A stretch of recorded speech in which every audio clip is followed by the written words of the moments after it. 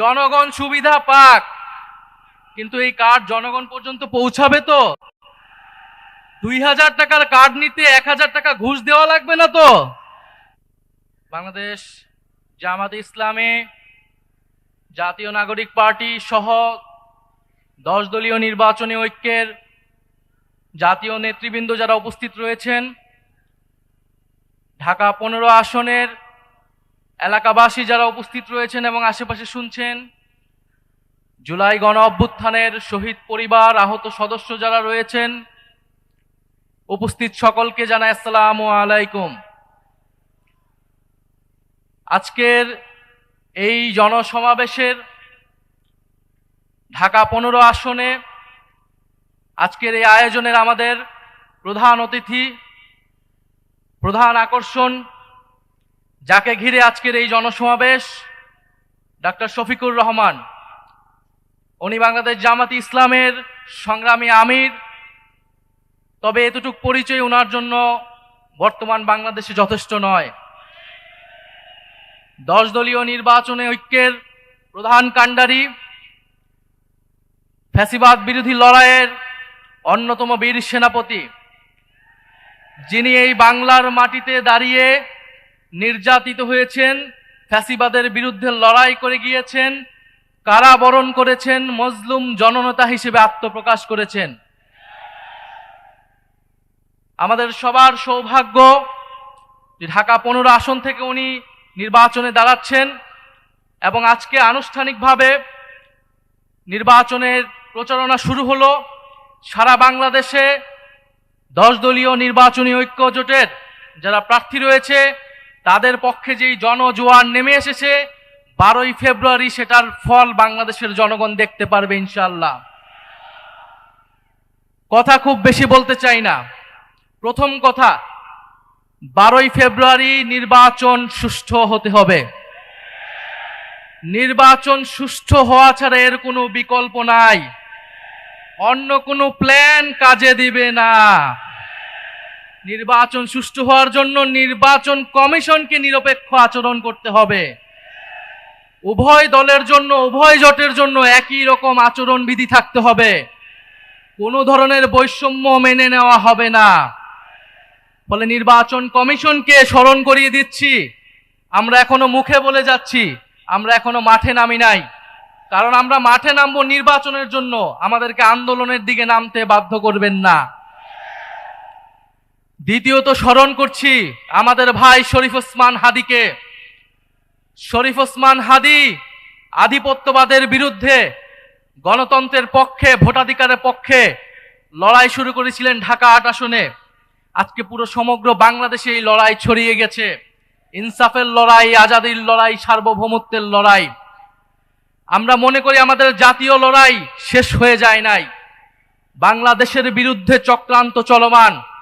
আধিপত্যবাদী শক্তি, ফ্যাসিস্ট শক্তি এখনো দিল্লিতে বসে কথা বলতে পারছে, নানান ষড়যন্ত্র করতে পারছে।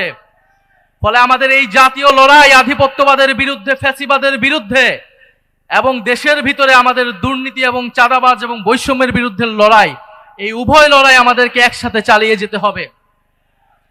প্রিয় সংগ্রামী বন্ধুগণ, আমরা গণ অভ্যুত্থানের পরে যে আশা আকাঙ্ক্ষা নিয়ে রাজনীতি শুরু করেছিলাম, নতুন বাংলাদেশ গড়ে তোলার কাজ শুরু করেছিলাম, আমরা অনেকাংশে সেটা ব্যর্থ হয়েছি।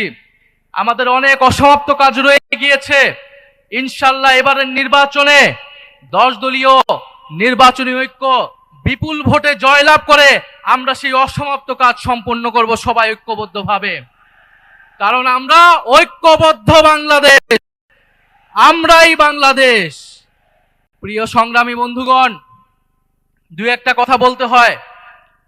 আমরা শুনছি বিভিন্ন কার্ড দেওয়া হবে, ফ্যামিলি কার্ড দেওয়া হবে, কৃষক কার্ড দেওয়া হবে। আমরা চাই কার্ড দেওয়া হোক, জনগণ সুবিধা পাক, কিন্তু এই কার্ড জনগণ পর্যন্ত পৌঁছাবে তো? 2000 টাকার কার্ড নিতে 1000 টাকা ঘুষ দেওয়া লাগবে না তো? তাহলে ঘুষ, চাঁদাবাজি সেটা যদি আমরা নির্মূল না করতে পারি, এই সকল সুযোগ সুবিধা কি জনগণের কাছ পর্যন্ত পৌঁছাবে? একদিকে বলা হচ্ছে কার্ড দিবে, আরেকদিকে ঋণ খেলাপিদেরকে সংসদে নিয়ে যাওয়ার চেষ্টা করা হচ্ছে। নির্বাচন কমিশনকে ব্যবহার করা হচ্ছে, আদালতকে চাপ প্রয়োগ করা হচ্ছে। ফলে এ কেমন দ্বিচারিতা? যদি প্রকৃতপক্ষেই জনগণকে সুবিধা দেওয়ার নিয়ত থাকে তাহলে কেউ ঋণ খেলাপিকে নমিনেশন দিতে পারে না। যারা ঋণ পরিশোধ করে নাই তারা সংসদে গেলে আপনার মনে হয় তারা ঋণ পরিশোধ করবে? আর এরা আবারও ঋণ নিবে, এরা আবারও টাকা লুট করবে, এরা আবারও টাকা পাচার করবে বিদেশে। আমরা তো এই বাংলাদেশ চাই নাই, আমরা তো সেই লুটেরাদের বিরুদ্ধে গণ অভ্যুত্থান করেছি।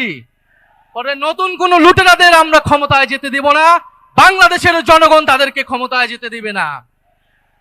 সংগ্রামী বন্ধুগণ, বলা হচ্ছে বস্তিবাসীকে ফ্ল্যাট দেওয়া হবে। বস্তিবাসী ফ্ল্যাট চায় নাই আমাদের কাছে, আপনাদের কাছে। বস্তিবাসী চায় নিরাপদ জীবনের নিশ্চয়তা। বস্তিবাসী চায় মর্যাদাপূর্ণ কর্মসংস্থান। বস্তিবাসীকে ঢাকা শহরে আজ পর্যন্ত যারা ফ্ল্যাট দেওয়ার অঙ্গীকার করেছে তারা বস্তি উচ্ছেদের পরিকল্পনা করেছে। তারা বস্তিতে আগুন লাগিয়েছে, বলা হয়েছে আপনাদেরকে ফ্ল্যাট দিব, আপনারা বস্তি থেকে উচ্ছেদ হন। আমরা আল্লাহ না করুক হয়তো এই ধরনের কোনো প্ল্যান নাই। জান্নাতের মালিক আল্লাহ, অবশ্যই মহান সৃষ্টিকর্তা, আর ভোটের মালিক জনগণ। ভোটের মালিক নাগরিক, দেশের মানুষ বুঝে বুঝে যাবে আরো দ্রুতই যে কারা নির্বাচনের আগে প্রতারণা করছে, কারা দেশের মানুষকে ঠকাচ্ছে, কারা সংস্কারের বিরুদ্ধে অবস্থান নিচ্ছে। প্রিয় সংগ্রামী বন্ধুগণ, 12ই ফেব্রুয়ারি 10 দলীয় নির্বাচনী ঐক্যের সমর্থিত যার প্রার্থী রয়েছেন, যার যেখানে মার্কা রয়েছে, এই ঢাকা 15 আসনে দাঁড়িপাল্লা, অন্যান্য আসনে শাপলাকলি, রিক্সা সহ 10 দলীয় জোটের যেই মার্কাগুলো রয়েছে, আপনারা তাদেরকে জয়ী করবেন, তাদের সাথে থাকবেন। আমরা ঐক্যবদ্ধভাবে বৈষম্যের বিরুদ্ধে, দুর্নীতির বিরুদ্ধে আর ইনসাফের পক্ষে আমরা নতুন বাংলাদেশ গড়ে তুলব।